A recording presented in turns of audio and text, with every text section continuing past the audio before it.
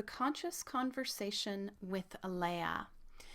This is a place where we are going to be addressing questions and answers about the daily cups of consciousness, the tall cups, perhaps an upcoming deep dive or past classes that I've taught, and also terminology that I might use that you might not be familiar with. So it's a really great place to ask questions and get those questions addressed, not so much for your specific self, but more general overview. It's almost like a study group. And there is the first question that's coming through that I'd like to dive into, and that is, are teams and their role in our life? Your team are energetic beings that encircle you in another dimension, one finger breadth away. They are beings that you typically have incarnated with for multiple incarnations. So before your arrival into this world, some part of you put together a team. Perhaps, I've only met a few people that don't have teams. So standing up on your platform of light, your prep room, getting ready for your big adventure into this world, and you put together groups of individuals, one group, that have a similar agenda. They have similar things that they're interested in. They all want to master a particular vibration. You're all on the same page. You're going in a similar direction. And you can literally pull from your team particular resources that you might not have mastery of, but they do. Your team is the primary buffering mechanism that you want to use while you are in the physical human form, in the physical dimension. They can buffer energy and create literally a force field of protection for you. They can hold particular vibrations inside themselves and then model that energy to you. So a very simple, perfect example is around the time of tax season, if you have to sit down and do your taxes, and then that is not the most fun, joyous experience for you to do and engage in, you'd want to get your team, anybody that has mastery of that left brain, numbers, logical, linear way of being, to start bubbling up in their energy fields that energy and joy and excitement about engaging that in that energy. And then you are going to be positively, empathically impacted by your team, and they will support you in engaging in particular tasks. And I'm going to just share a short little story. A few years ago, 5 or 6 years ago, I decided that getting my pilot's license to learn how to fly a little plane would be advisable, that it would somehow ground me and make me a more focused, disciplined individual. And that worked on some level. But during my training, I was having a hard time learning how to land the plane. And I got so frustrated that I went to bed one night. I left my lesson and was feeling a bit despondent, and said to my team, okay, you guys, you all need to go into some other dimension and all get mastery of flying this little contraption in the physical dimension in some other realm. So we live in a multidimensional reality, and we can go and study different energies and different time-space continuums and then come back into this present breath of now. So it could take 30 years for them to learn this, or 10 years, or 2 years, and then have them come back into this present breath of now with all of those skills mastered.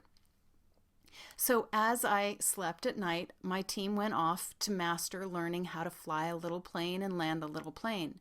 The next morning I wake up and I appear for my flight lesson, and I had not done anything in my own self, but I felt my team and their level of confidence and their ability to land this plane, and I positively, empathically vibed off of their energetic stance.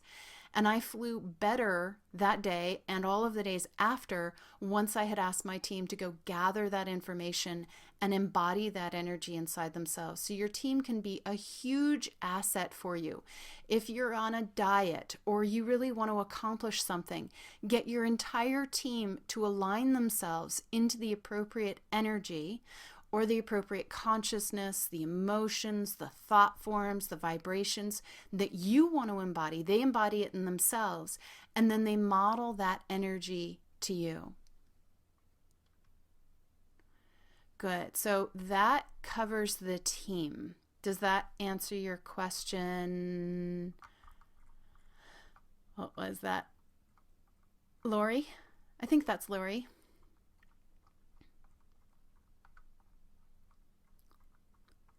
Just let me know in the little thingy. Okay, great. So I'm going to go on to the next piece, and this is a very casual conversation that we're having. Maybe not so casual. I am on video, no makeup, no lights, not recording the video, but I am recording the audio. And if the video is freezing, I will try to keep my hands down so that it doesn't have as much stuff that it has to relay. Try plugging your video in, and you can also join over the phone.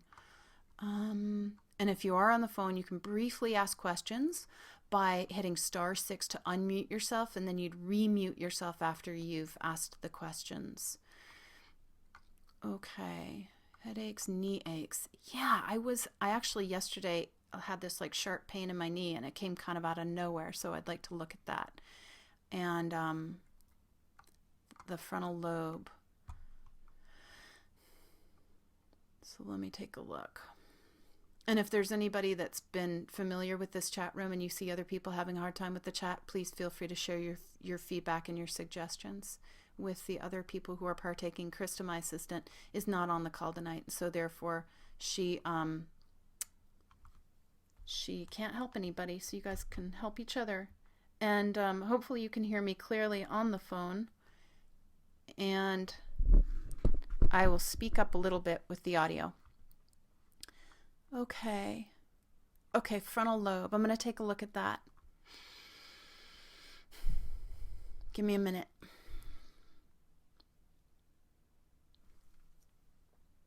Okay. There's some interesting energy and a question about the frontal lobe and also our ears and our sinuses.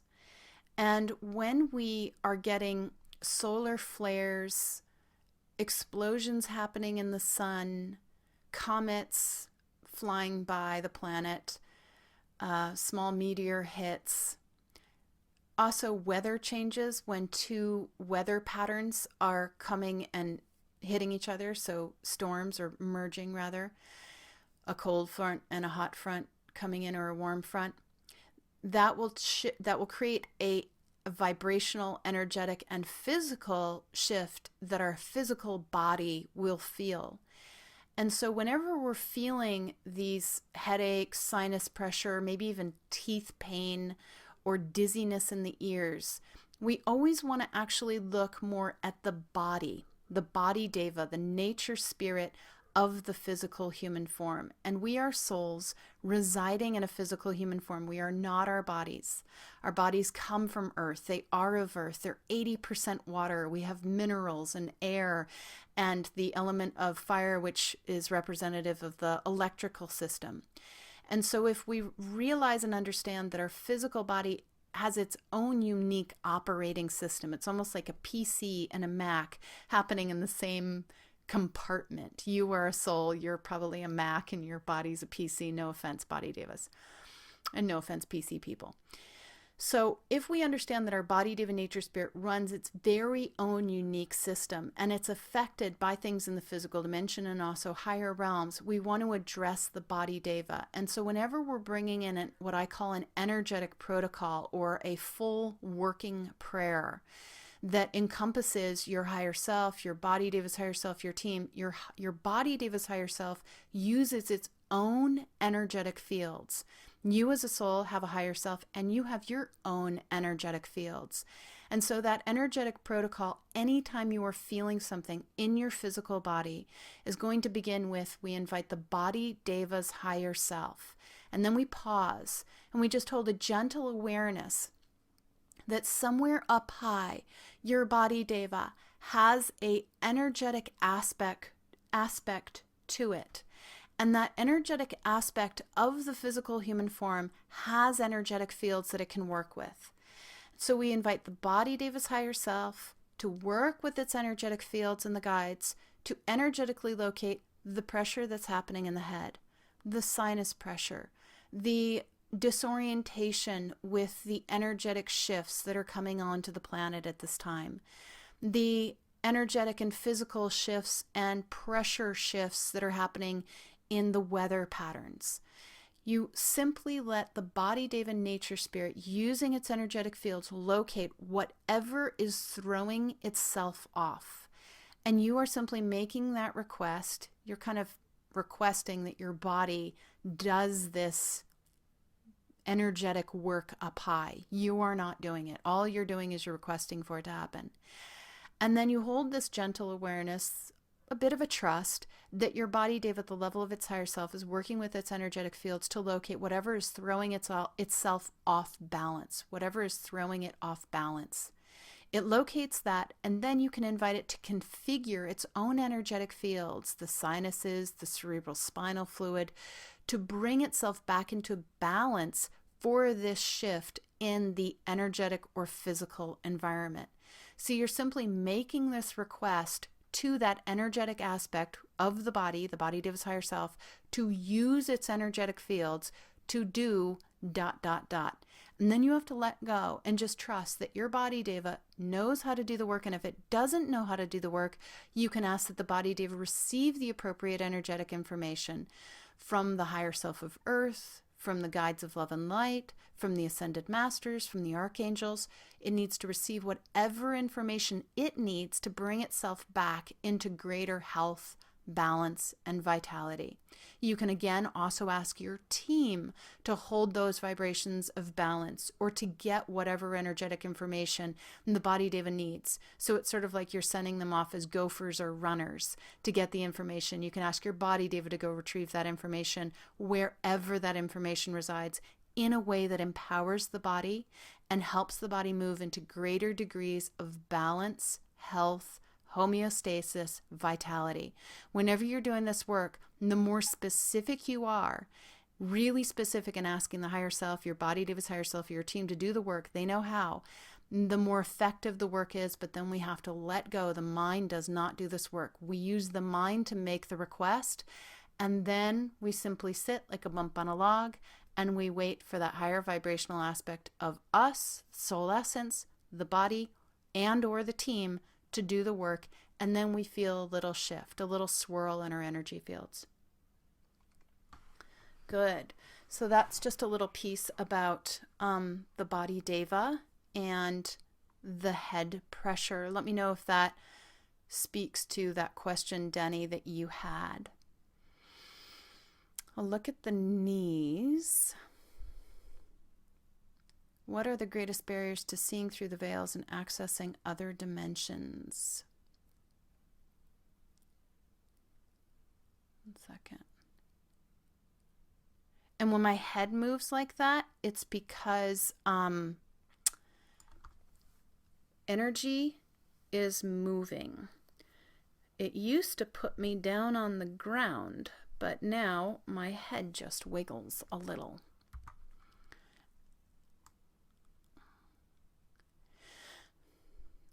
I have a ton of free meditations, and that's actually where I'm going to be posting this conscious conversation. You go to aleyadao.com, then there's a little thingy that says Cups of Consciousness, and there's a drop down that will say free meditations. Log into that using your email address, and you'll be able to access all the free meditations, the energetic weather reports, as well as the conscious conversation. Okay, I'm going to try not to get ahead of myself. So there was a question about the knees, and I want to look at that one. Guides team, what's going on with the knees? Magnetics are changing. Okay. Give me a minute.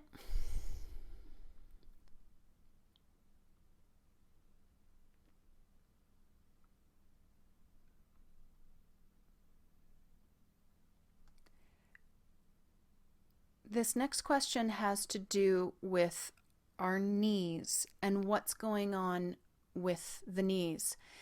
And when I look, this is a little bit of a timely answer to it, but usually our knees are affected by our roots, our magnetics, how we are grounded and supported in the world.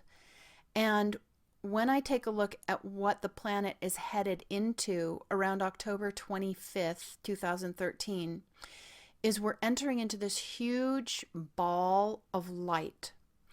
And that ball of light looks very cleansing. It's almost like being in a laser cleansing beam cotton ball for 6 weeks. And when we go into this huge expanded light vibration, we want to have really strong magnetics. And Earth, from my perspective, is a conscious, sentient, living being, just like our bodies, just like we are. Everything has a consciousness. Everything is spiritually growing and evolving, whether it's conscious of it or not. On some level, it's conscious of its growth and evolution. And so Earth literally is this conscious, sentient being traveling through the universe, feeling different waves of light, gathering different energies on the planet, and being exposed empathically to different vibrations that assist her in her evolution. And so prior to moving into this huge big ball of white light that's very expanded, some part of Earth and our body devas will intuitively want to strengthen the roots, get the roots really, really, really big, really strong, so that when we go into that expanded energy and we get these huge vibrations of light coming in from above, we have spent ideally the last 3 weeks or 6 weeks expanding the roots to be able to handle that increase in electrical energy. So the daily meditations over the next 10 days are going to be really focused on expanding the roots, getting them really strong and really solid, balancing and stabilizing. The more we are grounded and rooted using our higher self, our body diva's higher self, and expanding the energetic magnetic grid, the easier it will be for us to receive this higher electrical download from above. So with the knees, if you've been experiencing knee discomfort, knee pain, the knees blowing out, that's the indicator that some part of you is wanting to bring in bigger, fatter, stronger magnetic roots. And the energetic protocol that you can play with on that one, full working prayer, whatever words you want to use, is to invite your higher self, your body diva's higher self, and your team to work with your energetic fields and the guides to increase and expand your magnetics, your roots, in an empowering, joyful, abundant, supported, trusting, discerning way. A lot of people will use fear, lack, anger, fatigue, depression as their mechanisms for increasing their magnetics, their roots.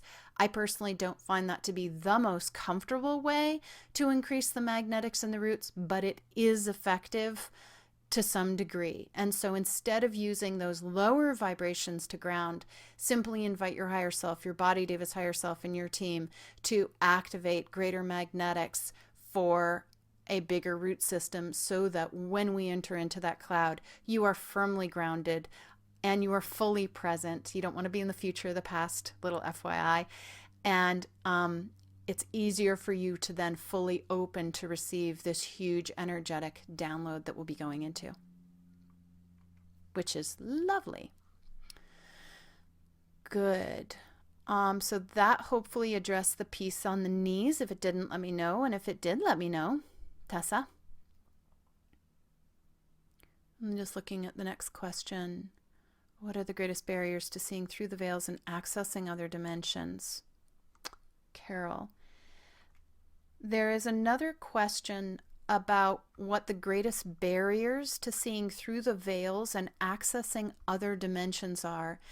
And everybody is going to have their own unique perspective on that. But from my perspective, if we are using a lot of our day-to-day time thinking about the future or being in the past, we're not in the present moment. If we're also holding a lot of our awareness not on ourselves, worried about what other people are thinking, constantly viewing yourself from not your own divine line, from some other vantage point, that doesn't mean that you can't be self-reflective. But the fastest and easiest and most graceful way to start perceiving other realms, other dimensions, seeing through the veils, is to get all of your energy into the present moment. And you do that with an inhale. Every single time we inhale, we have the opportunity, and opportunity is the key operative word, opportunity to pull ourselves into the present moment, and I will literally use my inhale to pull all of my awareness into the present breath of now. I'll use the exhale to pull all of the awareness from the past into the present breath of now in a whole and healed state. When we use that exhale to pull ourselves from the past, we also want to heal anything that has happened in the past. And that's why we put in the phrase, we pull all of the energy. We invite the higher self, the body Deva's higher self, the team, your conscious breath to pull all of your energy in from the future, all of your energy from the past in a whole and healed state. Because there have been things that have happened to us in the past that perhaps are traumatic. And so any trauma that has not had the spiritual lesson activated will be a deficit. And so as you pull that energy in from the past, ask that it be healed and the spiritual lesson activated, or healed in a whole state. So step number 1, being fully in the present moment. And then step number 2 for being able to see through the realms and perceive their other dimensions is to, again, use your inhale to pull all of your awareness and your energy into your divine line, this river of light that flows down the front of your spine. As you pull all of your energy and your awareness into your divine line, you are then pulling yourself into the place that is divinely connected. There is this literally a tube of light that's in your body, attached ideally to the front of your spine. And when you hold your awareness in that column, that tube, get right in there, vertically, up and down, and you start perceiving from that place, you can actually travel up your tube of light into higher realms and perceive higher realms, higher dimensions. The moment you leave your tube, your elevator shaft, you are now perceiving from a perception of disconnection. You're going to get freaked out. You're going to get scared. Other energies can attach to you. If you stay in your tube of light and you travel up and down it, you can have a joyous time checking out all of the dimensions by holding that perception of divine connection, and you'll never get lost. You'll never be afraid, because you access your freedom, your connection, your love, your safety, your protection, all in this inner river. The moment we take our awareness out of that inner river, that tube of light, we then are going to start perceiving from a place that is in a disconnected state. And it's true. And so the variable with an ascended master and another individual that has not fully actualized is that they are perhaps, the person who isn't an ascended master will perhaps perceive an inch in front of their divine line, or 3 feet in front of their divine line, or 10 feet behind their divine line. The further you are perceiving your reality out of your divine line, the greater perception of disconnection. We're never in a disconnected state. The question is, where are we perceiving from? And so again, an ascended master perceives themselves, that means a fully actualized being of light who is fully conscious of their essence and their divine connection in every breath. They are perceiving always from that divine line. So the more you practice using your inhale to pull yourself into your divine line and feel that inner river of light, that place of connection, and then travel up and down it and check out different dimensions, that's how you perceive, and the barriers are then gone. Hopefully that answered that question. And let me just take a look. So this isn't really an energy balancing session. It's more a place where I'm answering questions and kind of going into more detail that I might not be able to go into when I record the daily meditations or I do the tall cups. And it's just fun for me to connect with all of you in a slightly casual way with no makeup on. What are the greatest barriers? I got that one. Okay. How did you access your team? I know we have to rise our vibration and go into stillness. So how do you access your team? And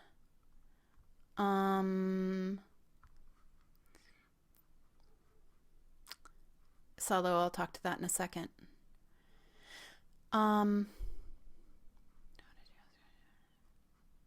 Okay.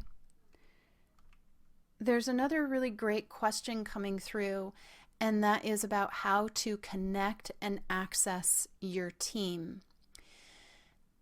And the first step is to get your team to connect with their own self, not each other, not you, just themselves. And that energetic protocol that you can work with is to invite your team at the level of their higher selves to work with their energetic fields and the guides to bring all of their awareness for themselves off of everyone, everything, each other, you, back to their own divine lines. The more they are connected with their own essence, the easier it's going to be for you to connect with them. The more you are connected to your own essence, the easier it's going to be for you to connect with them as well. And so you would basically just do a simple, gentle request invitation that your team work with their higher selves, their energetic fields. They have their own energy systems, to bring all of their anchors, all of their awareness, all their orientation points off of everyone and everything and back to their own divine lines, and to perceive their essence clearly, to listen to their own selves, to be present in their own selves, and then to open up lines of communication at the level of their higher selves with each other and with you. And then you just hold a gentle awareness that your team, your body deva, your higher self are all having this conversation up high, opening up the lines of communication, and then reflecting that clear, open lines of communication, conversation in the higher realms down to yourself here in this realm. And you'll probably feel it more than hear it at first. So every single day, a really gentle, graceful practice to get into is just to ask your team to connect deeply with their own essence, to start listening to their own selves, to start recognizing their own selves, to start using all of their own spiritual gifts, wisdom and mastery on their own selves, and then connecting with your higher self and literally creating and building, designing this beautiful blueprint of open lines of communication in the higher realms. The physical dimension is literally like the mirror, the reflection on the water. So if we keep going to the physical dimension or the mirror or the water to feel something, we're actually not going to feel it. We want to go to where it's being reflected, meaning we go to the higher self, we go to the tree, and then we allow for that reflection to happen down here in the physical realm. And that's a really hard thing to remember, that the physical dimension feels so solid and so real, but actually it's being patterned, created in a higher realm, and then being reflected down into this one. And I might have said this, so this might be a little repeat for some of you, but my guides were sort of laughing and joking with me a couple weeks ago, and they said, Aleya, can you imagine wanting your lips to look differently and you keep putting lipstick on the mirror instead of on your actual lips? If you want to change something about yourself, change it in the higher realms and then allow the physical dimension to be the reflection of it. So instead of trying to be happy here in the physical dimension or balanced or clear, let your higher self, your team, your body deva's higher self embody that energy up high and then allow for that reflection to come down into the physical realm. Good questions. So hopefully, Anne, that answered your question about getting your team, how to connect with your team, get them to connect with themselves and start building those templates up high. Just cold, heart chakra, and the light hitting the planet right now, grounding. Yes, Salo. People are getting sick and freaking out and going into fear as another way of grounding. You can do that, or you can just start bringing in more grounding grids and sit on the earth. And tomorrow's meditation and Friday's meditation will be all about that. Melissa, are you letting go of responsibility that isn't yours? And sometimes with those eyes, it can be liver stuff, but it feels like a shift in perception. I'm trying not to kind of go into too much personal stuff. Could you speak to creative and professional callings, how to align your gifts, skills, creative talents, experience, knowledge, meant to make a shift? Okay, good. There's another question about how to find your soul's passion, your soul's mastery, your right livelihood. And when I think about what we as souls have come here into the world to do, typically what we do in the physical dimension is only 1% of what we're really doing here on the planet. And so in order to find your right livelihood or even be supported in the physical dimension, We want to start holding more awareness gently by requesting that our higher self, our energy self, in another realm where we are serving in a way that is our greatest happiness, our greatest passion, our greatest mastery. We want to start appreciating where we're serving at 100% with no limitations. And so you would invite your higher self to work with your energetic fields and the guides to energetically locate that dimension where you are serving in your biggest, most limitless, beautiful, empowered, abundant, joyful, masterful way. And then you pause. You just let that higher vibrational aspect of you locate in some dimension where you are being of service at 100%. And usually what we're supposed to do in our right livelihood, it correlates, it kind of steps down. So we as souls have a particular passion that we hold. It's a very particular vibration. So we can ask at the level of our higher selves to activate the vibration of our soul's passion, whatever that is. You don't have to mentally know what it is. And then from that, holding that vibration of passion, it starts to reflect itself as our mastery. And then from that, it steps down another piece and it reflects as our purpose. And then it steps down as our service. And then it steps down as our right livelihood. So a lot of the times we want to be engaged on our right livelihood. I'm going to invite you to step it all the way back to simply begin to activate the vibration of your soul's passion in your divine line. Same for your body, Deva, and team. And then trust and know that that will start to be reflected and opportunities for you to fully engage in your passion, i.e. mastery, i.e. purpose, i.e. service, i.e. right livelihood, starts to show up in the physical dimension because some part of you is moving into a greater degree of appreciation of what you are doing in the higher realms, where you are fully engaged in your passion, i.e. mastery, i.e. purpose, i.e. service, i.e. right livelihood in a higher realm. And then that starts being reflected down here into the physical realm. Good. Let me know if that, and yes, I am recording every little protocol. I'm not recording this part, but yes, I'm recording everything. So Betsyat, I think that's Betsy. Feel free to change your screen name if you want to in the little thing. And what do you mean by I mean your, not your? Did I get it right? And did I answer that question? Okay. Can you give any advice on how to understand understand and interpret dreams? Sure.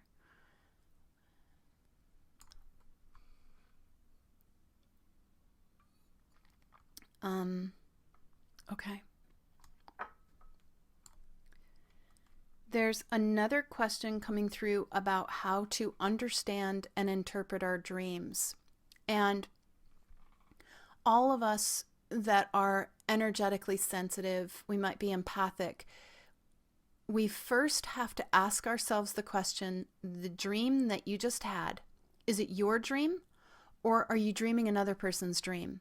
So when I started to become a healer, I started to literally dream other people's dreams. And now when I'm in the dream, I know, oh, this is, my client at 3 o'clock, or oh, this is a dream for the tall cups, or this is the dream for the daily cups. It's not so much for me personally or only me, it's more a message. And so if you are a healer, or if you are empathically sensitive, or if you have somebody in your life that's going through something that's really trying, and you keep having these dreams that don't fit your life, ask yourself, whose dream am I dreaming? So discern that you could be literally dreaming another person's dream. So don't take it too personally. The other way to interpret dreams is to ask yourself, what is your emotional reaction to what's happening in the dream? You might have a dream where you engage in this really beautiful, lovely, abundant energy. And that would be the indicator that some part of you is starting to access more of your inner abundance and therefore creating that inner abundance in your dream world. Good job. Now it only has to step down into one more dimension, a little closer, and it begins to reflect into the physical dimension. So sometimes our dreams will be the indicators of what we are connecting with internally, and then could therefore manifest in dream time. And if we don't address it, shift it, change the direction if that's what we're wanting, it can then show up in the physical dimension. So there's kind of this whole perspective that I have about meeting your needs internally. And if you're in a dream and you get really angry at somebody and you wake up from the dream and you're like, I'm so mad that that person disrespected me in that dream. That must be how they feel about me. I invite you instead to look at it more from the perspective of where are you asking another person to respect you, honor you, appreciate you. And in truth, that's not their job. You at the level of your higher self, your body diva's higher self, your team, remember you have to shift all three of these energies, need to hold personal responsibility for respecting yourself, honoring yourself, listening to yourself, validating yourself, holding your own boundaries. It's no one else's job to meet those needs. And we start to live more and more abundant and empowered lives when we start carrying responsibility for meeting these needs that we have in our own divine line. Same for our body and team. And then we start creating that reality in our dream time and in our outer world. But always ask yourself the question, am I dreaming someone else's dream? Or was that really my dream? What was your reactivity? Even if you dreamed another person's dream, how did you react to it? Was it a pleasant experience reaction? Was it a reactive scenario? Did you, if you were triggered in a negative way, you would kind of unpack that and go, well, where do I actually need to carry that responsibility for whatever that need is in my own self, and start locating that vibration internally so that I can create it in my outer world. So that was the answer that I have for the dreams. I saw you with a music class discussing chakras on YouTube. You're just tossing thoughts up to our higher self. So mind is thoughtless while playing an instrument. Does this work for everyday thoughts? Ordinary day. Out playing an instrument. Lori, let me just try to discern that question. Throwing your thoughts up to your higher self. Or so mind is thoughtless while playing an instrument. Yeah, it's really more, I'm not going to record this part on it, on the thing, but basically, well, I will. There's another question coming through about how when we're engaged in a particular task and we start to have thoughts that come in about other topics that distract us from that task. What we can do is we can watch the thought come across. So if I'm playing the piano, or if I'm doing my taxes, or if I'm recording a meditation, or if, not so much if you're cleaning the house, if you're having a conversation with somebody and you don't want to be distracted by that busy mind, what you would do is you would sort of see it as a little energy ball that comes across, and you go, oh, look, I'm supposed to buy tomatoes at the grocery store. Okay, I'm going to throw that up to my higher self and let my higher self remember that when I'm at the grocery store. Or, oh, I need to clean the toilet. Okay, well, I'm going to throw that up to my higher self and start creating those grids and bring that down in the appropriate time. Or, oh, I have an idea about a particular meditation that I'm going to record, but I'm having a conversation with somebody and I can't go into it right now. So you are literally throwing, tossing, sending these thoughts up to your higher self. And you're asking your higher self to hold it and to begin working the energy so that when the appropriate time comes to engage in those thoughts or that behavior, that activity, all of the grids are set, the blueprint is set, the template's set, the map is set, the path, the flow, the vibe, the impulse to engage in it is already set up. So it's the sort of ultimate multitasking. Instead of thinking, gosh, I have a really busy mind. Well, maybe you just need to start setting up the energy for that which is to come so that you can stay present. So instead of being distracted from a particular task, watch the thoughts, keep sending them up, and they'll start to slow down and then they'll stop coming, and then you'll be able to hold the still mind. Also being in the present moment and kind of going into that very Zen state. There are daily meditations that speak to quieting the mind, moving into stillness. Holding the mind's breath in is my favorite exercise practice for quieting that busy mind. And that also helps us stay in the present moment. And when our mind is really, really quiet, when you've practiced holding the mind's breath in, then you actually start to hear your guides much more clearly. And it's literally like breathing. So we as a physical human body breathe, and our mind also is breathing. If you're a gerbil mind of the thoughts just running, you're hyperventilating. Your mind is like one thought after another. And so what we'd want to do is we'd want to kind of feel into the breath of the mind and literally imagine pulling it in, inviting the higher self, the body Deva's higher self to team to pull the breath of the mind fully into the divine line, into that state of divine connection, and hold it. No thought. Hold it as long as you possibly can. And then you're going to have another thought and let it breathe. And then hold it again and hold it. 10 seconds, 3 seconds, 5 seconds, 20 seconds, a minute. And then let it breathe and have another thought. And you would literally practice this for 1 minute to 2 minutes, and then work up to 3 minutes and 5 minutes. And eventually, with practice, you could get to 20 minutes of having no thought, and you get incredible clarity from your higher self and your guides when you develop this skill. So that was a little segue into another piece. And maybe I will post this video. It's just so fun. Okay. Forgetfulness. Yeah. Segueing off of that last piece with the busy mind and holding the mind's breath in, we have been particularly spacey. And that kind of spacey ADD, ADHD, forgetfulness reality is the slightly awkward, perhaps not so graceful process of becoming aware of our multi-dimensional reality. So this whole consciousness expansion shift that everyone on the planet is feeling on some level, we are starting as souls to become aware of our multidimensional reality. And part of the process of becoming aware of our multidimensional reality is we start to carry our awareness out of the physical dimension and into a higher realm. And we start perceiving in that higher realm, gathering information. And then we bring our awareness back into the physical realm. But when you bring your awareness back into the physical realm and you're not conscious that you're traveling into a higher realm, getting information, you perceive it as, I just spaced out.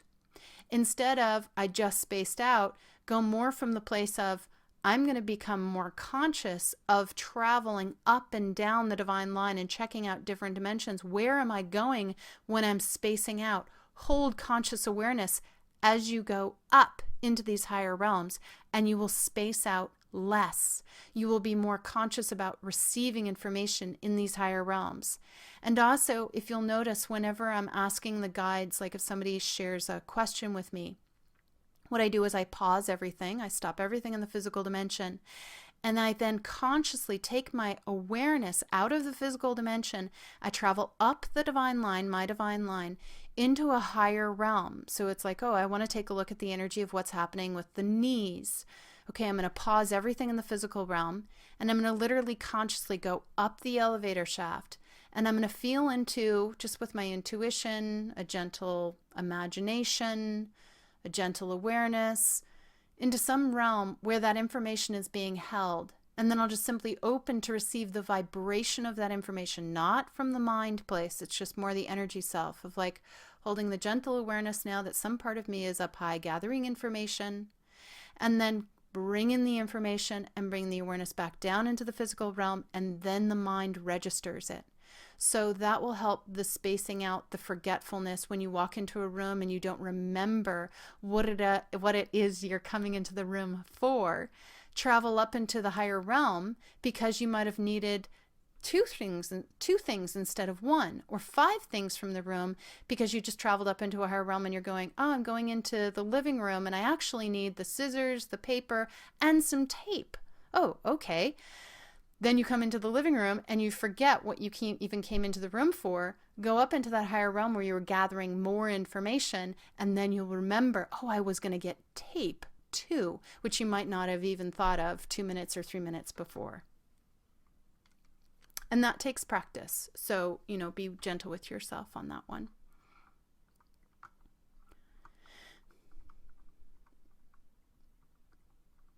Okay. There's another comment, actually, not so much a question, about being drawn to help other people ground. And we as souls, a lot of us want to help other people. We're sort of like hardwired to serve. And the way that I'm going to invite you to start serving more consciously, and I've talked about this a lot, but if you're new to this material, and it's always a great reminder, we all need reminders on this, is to think about what you want for another person. So you're walking in the world and you go, oh, that person looks really ungrounded. I want to help them ground. Instead of taking your energy, your attention, your tools that actually only work for you, and putting it on them to ground them, think about creating more of a coherent, positively, empathically impacting energetic vibration within yourself as a way to serve another person.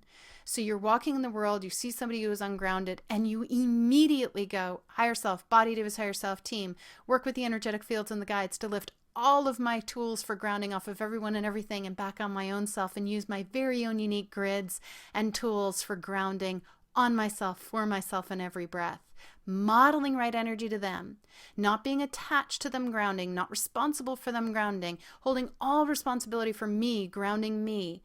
And when we are holding 100% of our attachment for staying grounded on our own selves, or whatever the vibration is, 100% attachment for our own happiness, our own safety, our own peace, calm, clarity, we then start to use all of our tools, vibrational tools, our energy fields for holding that desired vibration.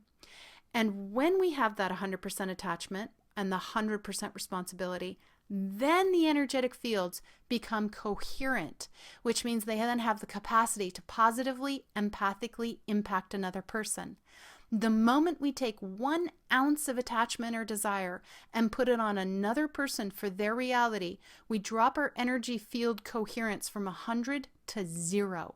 We are no longer having a positive impact on another individual.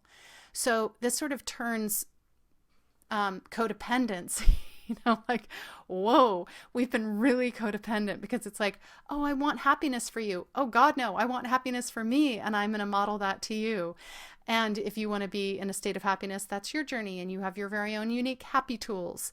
And so I invite you to kind of start playing around with how to model right energy in your fields, and realize that when we are holding 100% attachment, we create this beautiful, powerful, coherent state. And I kind of have a little radical, higher dimensional campaign happening in the angelic realm, where the angels and any human souls residing in human forms that want to partake, feel free to join this higher dimensional campaign that I started a few years ago, where it is being 100% attached to your own peace, not attached to anyone else, being in a state of peace, using all of your own vibrations, all of your own unique sounds for being in a state of peace and calm.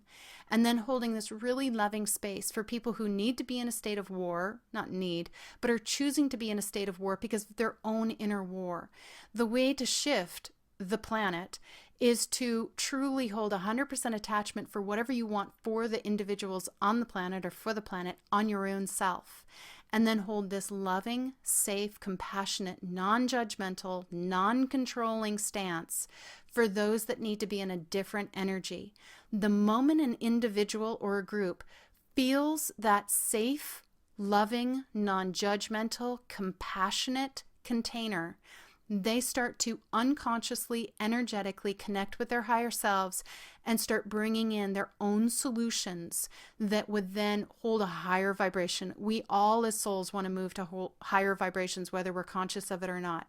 The most hateful person still wants to move to a higher vibration of self-love. They're just doing the opposite. And so the sooner we can hold a safe and loving space for the people on the planet to do whatever they need to do, and we're modeling the solution with 100% attachment to our own reality, 100% responsibility for our own reality, not for them, that's when we start having a beautiful positive impact on the planet. Now, I'm not saying that's easy, but those are the steps. It's not easy, but those are the steps. Eyes. The liver controls the eyes, so really boost the immune system and help detox the eyes. Eye bright and nettle can be good. Please do your own research on herbs. Never know you aren't wearing. Thank you. Yes, in terms of the shift, I sometimes feel stuck in between the old and the way, letting go. Be patient with yourself, Alex. And not being attached to shifting family. Good. Body deva. Oh yeah, great question. There's another question about the body deva and where the body deva goes when we leave this incarnation. Your body deva nature spirit, physical human form, this thing in the physical dimension, also has a higher vibrational aspect of itself, just like you do. It has a higher self. But it comes from Earth. And so when you are no longer, when your ride is up, the body goes back to nature, goes back to Earth. Now, there is the process of being in the human form and kind of the journey as I see it, where we as souls are perhaps a little bit more evolved than our body because, and I think I talked about this in the last Tall Cups, but when we leave the body, we go into our angel light body, higher dimensional form, and we as souls continue to grow and evolve. And then when we decide that we want to come back to Earth, we get the same body deva nature spirit. So the nature spirit, Earth, has a myriad of expressions of herself. She has millions, billions of nature spirits that can express themselves in human form, in donkey form, in horse form, in elephant form. And some of those nature spirits have little channels that souls can ride in. And when I've looked at the nature spirits that do have little channels that another soul could reside in and ride, it's elephants, whales, dogs, cats. All creatures on the planet have teeny tiny little lines where a soul could come in for a moment. Squirrels have little teeny ones where another soul could come in for a short period of time and then leave again, but not be sustained for an entire lifetime. So the human body deva nature spirit, human body deva, has a fairly large channel that enables us to literally reside in the physical human form. But part of the journey and the process about being in the physical human body is that our souls perhaps have gotten more bits of information when we weren't in human body, and we come back into the body deva nature spirit, and we want to update the body deva of this higher consciousness that we are holding, that it could then evolve too. So everything is spiritually growing and evolving, and part of the joy of being in a human body is literally riding in the body and exposing the body nature spirit to higher states of consciousness. And eventually the body deva nature spirit and you get to a certain level of awareness and divine connection that the body deva starts running all of its potential operating systems, all of what is called the cities: instantaneous manifestation, instantaneous healing, bilocation. And so it's really a journey about riding in a human form and helping the body deva move to higher states of consciousness, and we consciously as souls move to higher states of consciousness. Typically for a soul that is not consciously growing and evolving, they will come into the human form and they will use the physical dimension as their reference point for where they are in their spiritual growth and evolution. So you get to see all your cards on the table. And then you leave the planet and you do a bunch of work on the other side. And then you come back into the physical dimension and you see where you are now in your spiritual growth and evolution. It's really obvious. And then a soul starts to consciously grow and evolve, and it starts to use its experience in the physical dimension to actively spiritually shift and evolve instead of doing most of the work on the other side.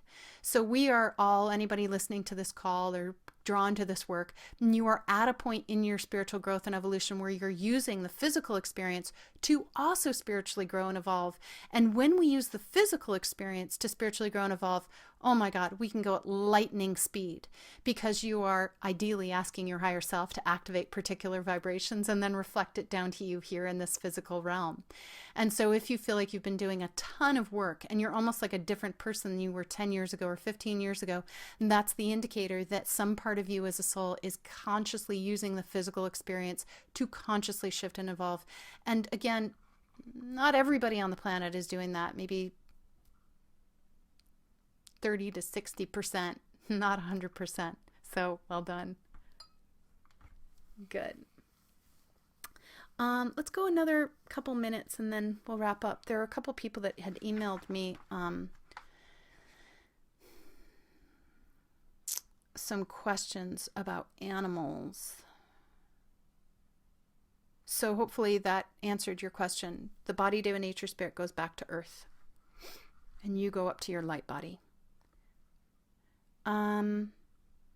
Okay. There's another question about animals and the animals having a hard time during this transformation. And remember, the animals might have souls residing in them, but might not. They might just be expressions of the earth energy. And remember that earth too is going through her own growth and evolution. And when an animal dies, the energy goes simply back into the nature kingdom. So if I, by accident, kill an ant or a fly or a bee, somebody killed a deer the other day that I heard about, and we'd want to make a prayer that as that nature spirit returns back to earth, that it move into greater degrees of empowerment and self-love, and that in its next expression, in whatever form in the nature kingdom that it takes, that it live a life that is filled with joy and balance and vitality and modeling right energy. And so it doesn't justify killing animals by any stretch of the imagination, but animals do die. And so we want to really hold a container that with every life or transition movement of energy of life from a nature spirit animal form that then goes back to nature, and that it goes back and there is a prayer that asks and invites and holds a container for earth, nature, spirit, consciousness to move into greater degrees of empowerment, greater degrees of self-love, holding personal responsibility for embodying that energy so that they actually draw to them souls that come and incarnate in the human form on the planet that reflect back to them how they are loving themselves to a greater degree. So we're kind of in this very uncomfortable phase on the planet of moving into greater degrees of self-love, self-respect, cherishing, appreciation. And if we take a look at the environment and what we've done to the environment over many, many, many years, thousands of years, we have not always treated the environment with the most gracious kindness, respectfulness. Even 200 years ago, 500 years ago, 1,000 years ago, all we have to do is look at the people. They would sort of fill up an area and kill the animals and move on. Those were the nomadic tribes. And so is that totally respecting an environment? We've got a long ways to go. Granted, our impact is now much larger scale. And so therefore it's more in our face of how we perhaps are not embodying self-love and self-respect, projecting that out onto the planet. And my other campaign is inviting Earth at the level of her higher self and all of the nature spirits to hold full responsibility for loving themselves, appreciating themselves, not expecting or wanting or needing it from anybody, and then modeling that to everybody on the planet. So on some level, our body, deva, nature spirit, if it was holding a vibration of self-love, all of the souls residing in the bodies would start to feel greater degrees of self-love. And if the body deva went to go chop down a tree, it wouldn't chop down its own self. Right? An expression of itself. It would go into dry heaves and like stop the machines. And so that's a little extreme, but I invite you to kind of look at it more from the perspective of the nature, spirit, consciousness, earth energy too is in a process of growth and evolution. And so everything that happens is for that growth and evolution, whether it's comfortable or not. Good.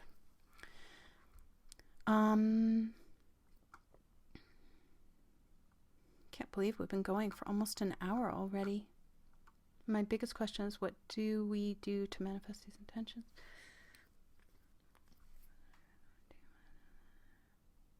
Okay. There's another question about our life review and what happens after we are no longer in human form and we're on the other side and we're in what I call your transfer station or your debrief room or the waiting room.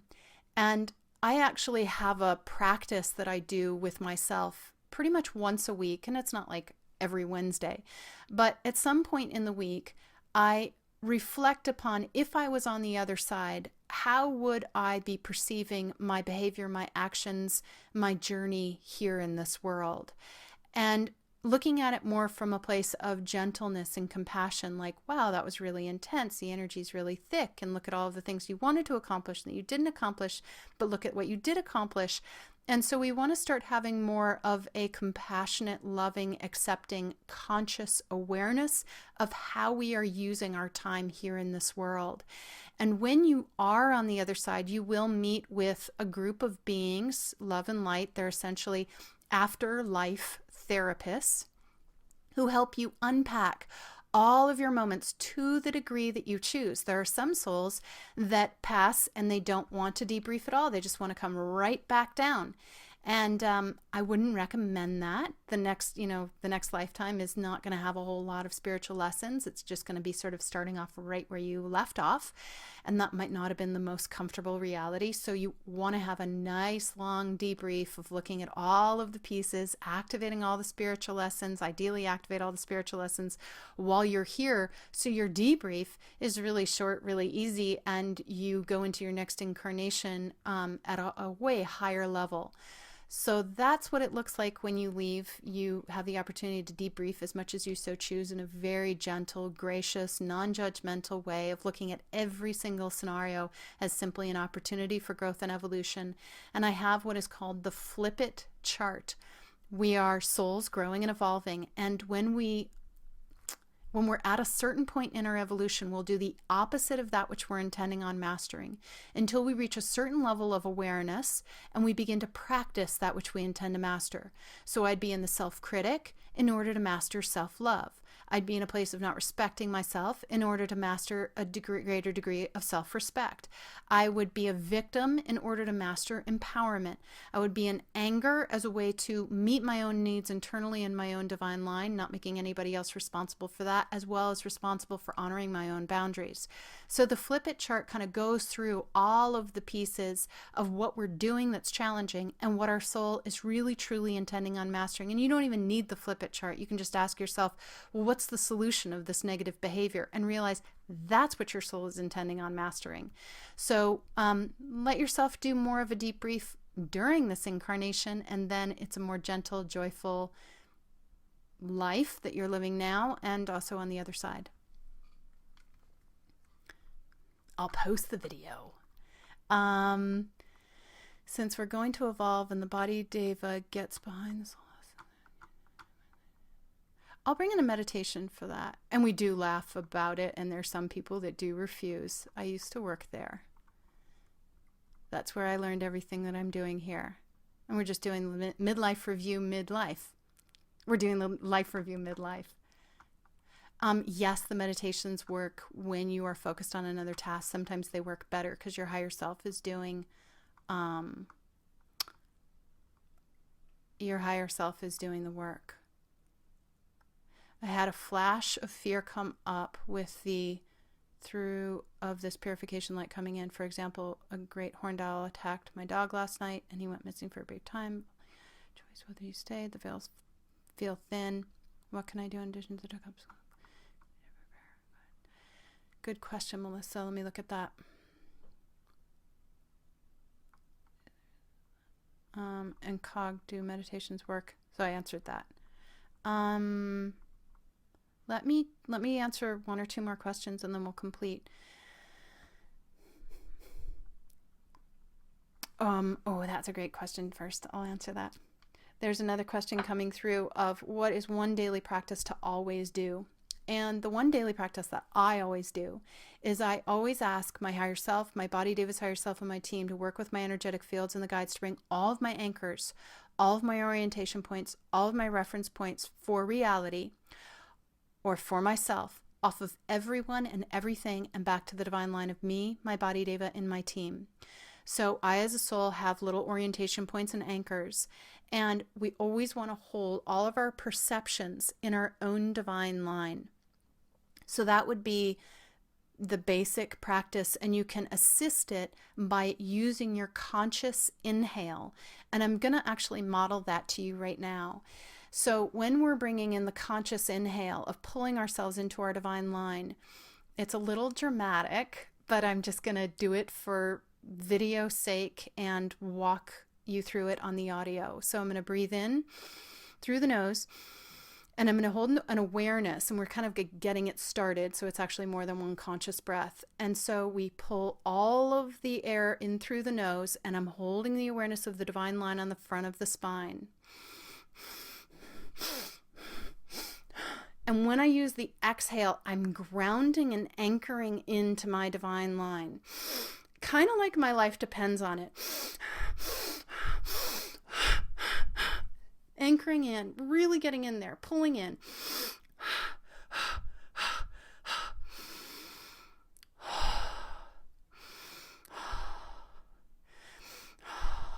Pulling the energy in from above, pulling the energy in from below, using the exhale to ground in, and here we are, we're in the divine line, in a state of connection. It can be a little overwhelming at first, and you might feel a little spin as you start to hold all of your awareness in that state. And the way that you inhale and the intent of the inhale, it does have a little kick to it. And it is like your life depends on it. You will die if you do not get into your divine line. And so I invite you to start practicing that to the degree that you choose, or just start with the conscious inhale of pulling your energy in. You don't want to inhale too much and hyperventilate and pass out. Don't do this when you're driving. Do this when you're in a still, quiet space, when ideally no one is watching you, because it can be a little dramatic. But you are kind of holding this very intense focus on pulling yourself into your divine line, using your breath, also holding a gentle awareness that your higher self is working with the energetic fields to pull all of your energy into your divine line. And the more you do it in your own divine line, that's the only thing you can control. Your body deva starts to hold all of its awareness in its own divine line, and your team do the same. Or you can get your team to do it first and model the energy to you and your body deva, and then you do it. You can kind of play around with what works for you. Good. There's another question. I think we'll do the last question. We're speaking to more of a timely question about this huge 6-week energy purifying ball of light, cotton ball laser light that we're moving into, and incredible expansion. And so the way to really prepare for this beautiful light expansion, I'm really excited, because I'm looking at that going, wow, I'm actually going to have incredible clarity, and I could probably get even windows to kind of what's on the horizon. And also there's going to be kind of a feeling of being very alive and very awake, all of that light, which is great. It's like you'll have an easier time connecting with your essence. And so the way to prepare is to spend a little bit of time sitting on the earth, putting your bare feet on the earth, grounding, drumming, taking salt baths, cleaning out your closets. Cleaning will actually ground you.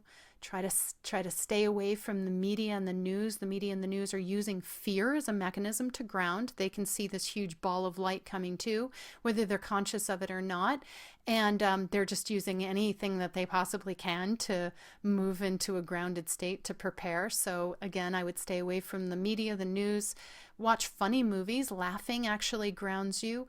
Get your team to hold a more grounded state of trust, abundance, vitality. And it's also going to be a really easy time to manifest your intentions. So you could prepare by starting to hold the vibration of support, safety, connection in your own divine line. Same for your body deva and team.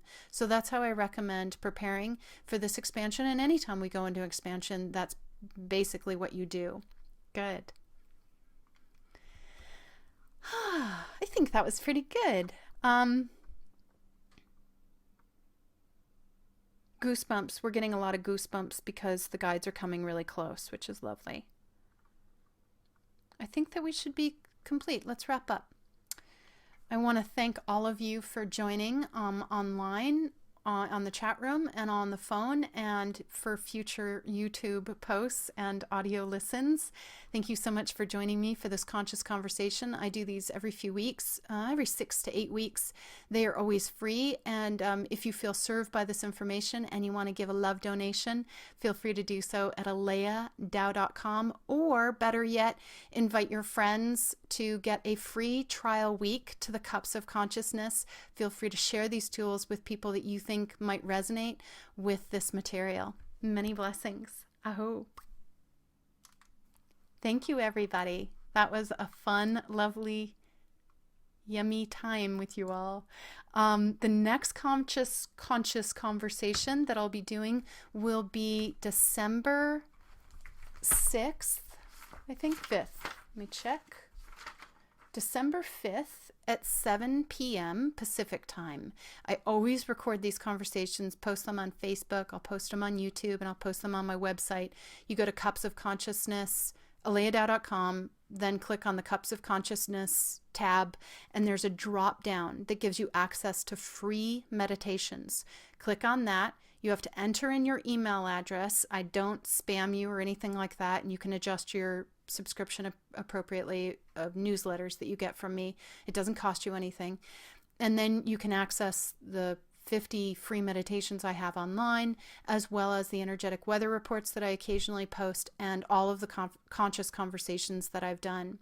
I'm also going to be doing a deep dive November 8th, 9th, and 10th, 2013, and you can come and attend in person. The lodge is full, but there is lodging 5 minutes away, so if you want to come and spend 2.5 days or 2 days with me, go to aleyadao.com, go to the store, and check out deep dive intensives. And I'm also making it available for people online on Saturday. You can join online or on the phone, and all of the topics, we're going to be talking about the 7 gateways, manifesting, empathic sensitivity, how to do global earth work, and it's just going to be fun filled. So feel free to join me for the deep dive, either online or in person. And the next Tall Cups that I'll be doing is in 2 weeks. You guys are all getting your updates. It's going to be Saturday, October 26th at 10 a.m. So thank you again for joining me. Have a wonderful evening and take care. And I'm going to unmute everybody so I can just say goodbye to everyone.